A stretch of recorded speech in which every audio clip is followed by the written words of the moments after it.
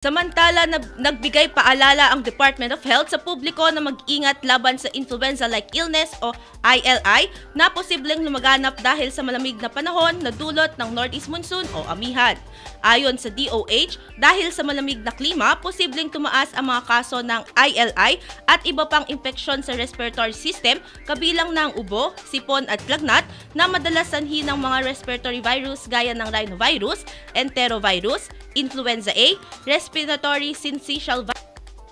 at adenovirus. Hinimok ng kagawaran ang publiko na sundin ang mga hakbang upang maiwasan ang pagkalat ng sakit tulad ng tamang pagtakip ng bibig at ilong kapag uubo, pananatili sa bahay kapag may sakit at regular na paghuhugas ng kamay. Base sa datos ng DOH, umabot sa 179,222 ang kaso ng